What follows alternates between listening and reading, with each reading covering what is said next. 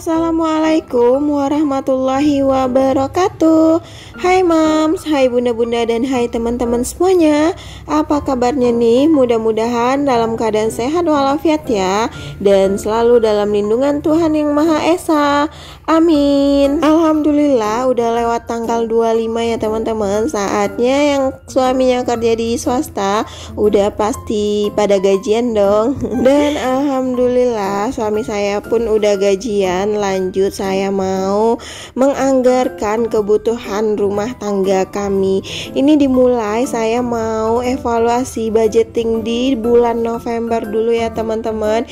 Itu ada sisanya untuk gas dan beras, itu sisanya sekitar 29.000. Dan ini ada sisa dari jajan anak saya 15.000 ya teman-teman. Alhamdulillah masih sisa jajannya. Lanjut, ini ada sisa dari belanja mingguan, itu ada 20.000. Dan belanja mingguan ini saya anggarkan itu 600.000 sebulan ya teman-teman. Jadi alhamdulillah masih sisa 20.000. Nah teman-teman, gimana nih, udah pada budgeting belum? Kalau saya sangat penting banget budgeting ini karena bisa menganggarkan pengeluaran dan pemasukan agar kita bisa menyeimbangkan keduanya ya teman-teman, dan gak over budget di akhir bulannya atau merasa kaya di awal gajian dan merasa sangat miskin banget di akhir gajian. Nah, untuk mengantisipasinya makanya saya bikin budgeting seperti ini ya teman-teman. Nah, lanjut di sini saya mengevaluasi ke dalam catatan saya untuk pengeluaran tidak tetap itu benar-benar gak ada sisanya ya teman-teman, kayak kontrakan listrik, wifi, tabungan anak, tabungan bulanan sampah, dan tabungan Idul Fitri itu memang gak ada sisa. Dan sisanya ini adanya di pengeluaran yang tidak tetap. Itu di belanja bulanan itu saya minus 13.000 karena kemarin belanja bulanan saya 213.000 ya teman-teman. Dan untuk belanja mingguan itu masih sisa 20.000, jadi habisnya 580.000. Untuk ongkos suami, susu, servis, kesenangan, skincare itu udah pada habis. Yang sisanya itu di beras ya teman-teman. Beras dan gas itu sisa 28.000. Dan untuk jajan anak itu sisanya 15.000. Dan untuk belanja bulanan karena minus itu saya ambil dari dana darurat kemarin ya teman-teman. Dan alhamdulillah di Oktober ini masih sisa sekitar 63.000 ya teman-teman. Dan untuk jajan anak itu akan saya tambahkan di budgeting November ini ya teman-teman. Begitupun untuk beras dan gas, karena biasanya dalam 2 bulan itu saya 3 kali menghabiskan gas gitu ya teman-teman.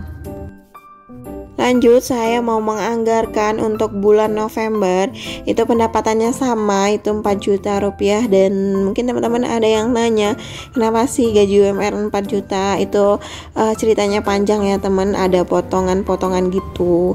Dan untuk sedekahnya juga udah saya keluarkan gitu ya teman-teman. Untuk pengeluarannya sendiri saya bagi 2 ya teman-teman. Ada pengeluaran tetap dan ada pengeluaran yang tidak tetap. Jadi di pengeluaran tetap ini itu nominalnya nggak berubah ya teman-teman, seperti kontrakan, wifi, tabungan anak, tabungan bulanan, tabungan Idul Fitri, sampah, itu nominalnya biasanya nggak berubah-ubah. Dan sebelumnya disclaimer dulu ya teman-teman, ini bukan ria atau pamer, cuman ini hanya berbagi dan sharing aja bagaimana cara saya mengatur keuangan di rumah tangga saya. Dan setiap rumah tangga itu nggak sama ya teman-teman, pasti berbeda kebutuhannya dan juga pendapatannya. Dan ini hanya sekedar berbagi aja ya teman-teman, mudah-mudahan menginspirasi teman-teman. Nah, di pengeluaran tetap ini saya menganggarkan kontrakan 750.000, wifi 390.000, listrik 250.000, tabungan anak 100.000, tabungan bulanan 100.000, tabungan Idul Fitri itu saya anggarkan 50.000. Dan untuk sampah itu per bulannya 40.000. Dan untuk total pengeluaran yang tetap ini sebesar 1.680.000 rupiah. Lanjut, saya anggarkan di pengeluaran tidak tetap.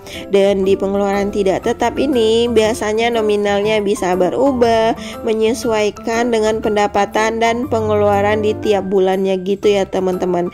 Dan di pengeluaran tidak tetap ini untuk belanja bulanannya itu 250.000 ya teman-teman. Udah saya tambahin 50.000 karena bulan kemarin 200.000 itu sangat kurang, dan bulan ini saya tambahin 50.000. Dan untuk belanja mingguan itu masih sama 600.000. Dan untuk ongkos suami itu masih sama 500.000 di sini. Biaya untuk beli bensin kadang-kadang juga jajannya dikit ya teman-teman. Dan juga untuk beli sarapan gitu ya teman-teman. Karena kalau dia shift pagi untuk makan siangnya saya siapin bekal, dan kalau dia shift siang untuk makan malamnya itu juga saya siapin bekal. Jadi agak lebih irit gitu ya teman-teman. Lanjut, untuk susu anak itu saya anggarkan 200.000 karena sebulan itu biasanya dia habis 2 dus gitu ya teman-teman. Dan untuk beras dan gas itu saya anggarkan 170.000. Sebulan biasanya habis 10 kg dan gas itu habis 1,5 tabung gitu ya teman-teman. Dan lanjut, untuk servis motor itu saya anggarkan 100.000. Dan untuk kesenangan saya anggarkan 100.000 juga. Untuk skincare saya anggarkan 100.000 juga. Dan untuk dana darurat itu saya anggarkan 100.000. Terakhir ini jajan anak saya anggarkan 200.000. Dan untuk total keseluruhan pengeluaran yang tidak tetap ini, maaf belibet ya teman-teman, sebesar 2.380.000 ya teman-teman. Dan untuk total keseluruhannya itu pengeluaran tetap ditambah dengan pengeluaran tidak tetap.